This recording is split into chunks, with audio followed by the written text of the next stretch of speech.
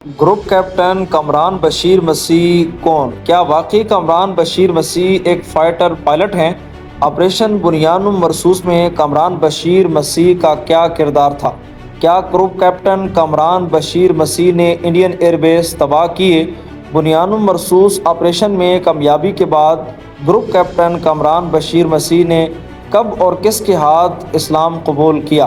ان تمام سوالات کے جواب اور حقائق آج کی ویڈیو میں آپ کے گوش گزار کرنے والا ہوں۔ ویڈیو کو آخر تک دیکھنے سے آپ کی تمام تر غلط فہمیاں دور ہو جائیں گی۔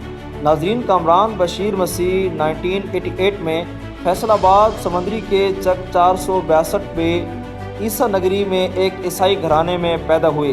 وہ بچپن سے بہت ذہین تھے۔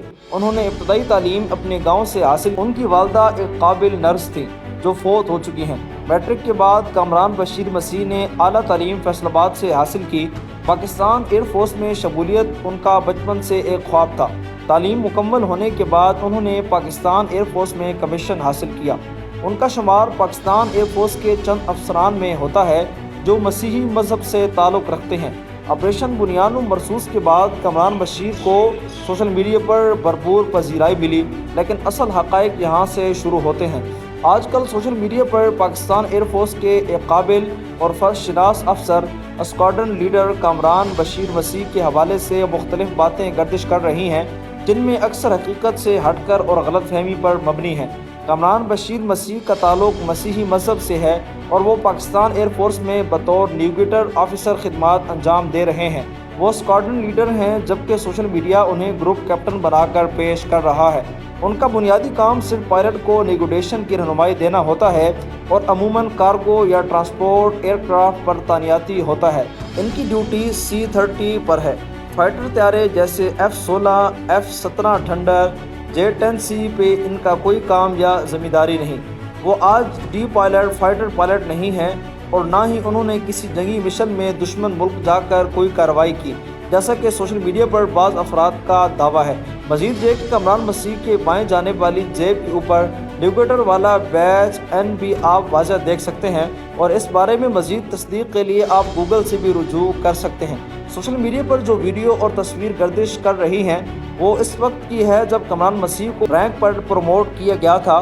کامران بشیر مسیح کے حوالے سے ایک اور خبر بھی زیر گردش ہے کہ انہوں نے علامہ خضر حیات بکروی کے ہاتھ پر اسلام قبول کر لیا ہے، لیکن اس خبر میں بالکل کوئی صداقت نہیں۔ دراصل پروموشن والی تصویر میں نہ صرف رینک لگانے والے افسر نے موسم سرما کی جیکٹ پہن رکھی ہے، بلکہ کامران بشیر مسیح نے خود بھی سردیوں کی جرسی زیب تن کی ہوئی ہے، جو اس بات کی واضح علامت ہے کہ یہ تصویر پرانی ہے۔ کامران بشیر مسیح کی جب پروموشن ہوئی تھی تو ان کو ایک گفٹ ملا تھا۔ گفٹ والی تصویر کو سوشل میڈیا پر بہت زیادہ لوگ وائرل کر رہے ہیں۔ اکثر لوگ اس گفٹ کو قرآن سے جوڑ رہے ہیں اور یہ تاثر دے رہے ہیں کہ کامران بشیر نے اسلام قبول کر لیا، جو کہ سچ نہیں۔ ہم سب کی دل دعا ہے کہ اللہ تعالیٰ انہیں اسلام کی روشنی عطا فرمائے، لیکن سوشل میڈیا پر جو تصویر شیئر کی جا رہی ہیں اس کے بارے میں ایک اہم نقطہ سمجھنا بہت ضروری ہے۔ اس تصویر میں کامران بشیر مسیح اور ان کے گفٹ پیش کرنے والے جو آفیسرز نظر آ رہے ہیں، ان دونوں کے یونیفارم کا جو پیٹرن ہے وہ پاکستان ایئر فورس میں 3 سال پہلے ختم ہو چکا ہے۔ اب ایئر فورس میں اس پیٹرن کے یونیفارم نہ استعمال ہوتی ہے، نہ ڈیوٹی پر مامور کسی آفیسر کو پہننے کی اجازت ہے، لہٰذا اس پرانی تصویر کو موجودہ حالات سے جوڑنا یا اس کی بنیاد پر کوئی حتمی رائے قائم کرنا درست نہیں۔ آخری بات، بھارت کے رافیل، مگ یا سکوئی طیارے گرانے سے اسکواڈرن لیڈر کامران مسیح کا کوئی تعلق نہیں، لہٰذا غلط معلومات پھیلانے سے اجتناب کریں۔ شکریہ۔